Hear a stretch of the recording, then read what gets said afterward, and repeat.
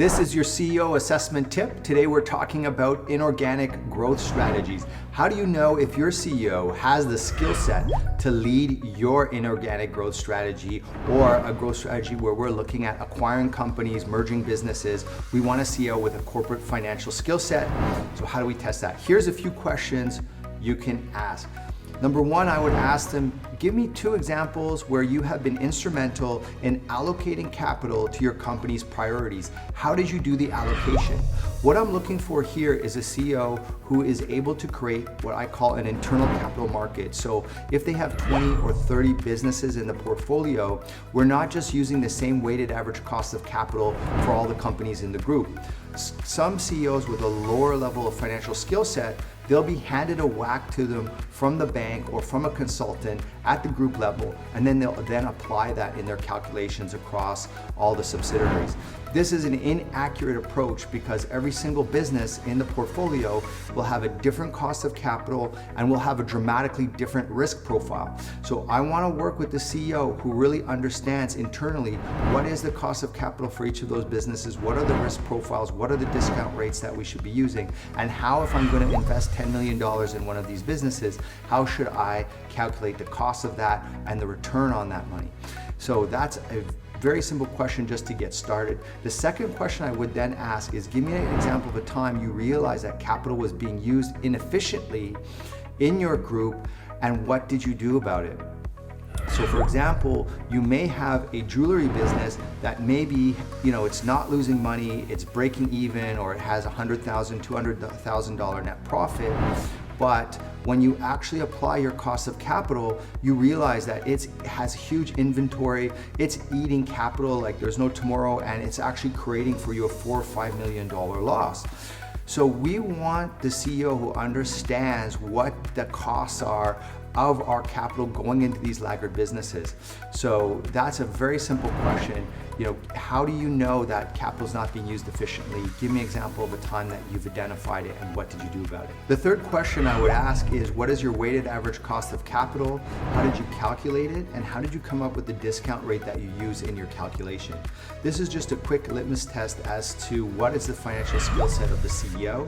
And in my opinion, if your CEO doesn't know how the WACC is calculated, doesn't understand where the discount rate is coming from, they will not be able to challenge the CFO or challenge the financial consultants on the deal table when we're evaluating a company, when we're making offers or negotiating the sale price or purchase price of a company. They will not be effective on the deal table. The fourth question I would ask is, describe the different evaluation techniques you will use when looking at acquiring a business. Will you use a net asset value? Would you use comparable company analysis? Will you use precedent transactions? Will you use discounted cash flow? And describe when and where each one would be more appropriate than the other. Can you compare and contrast the different methods and why and when you would use them?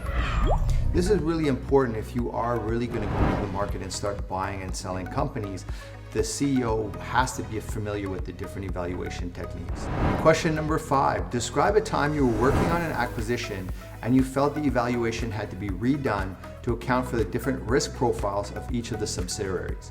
So here's a situation where we're acquiring a company. It has 22 different facilities. Some of those facilities are in different countries. Some of them will be old with laggard technologies. Some of them will be new with innovative technologies. So all the subsidiaries will have different risk profiles, different weighted average cost of capital. So the CEO looks at it, feels like, hey, we have to reopen this up and apply the different risk profiles that we're seeing because some of them are being smoothed over.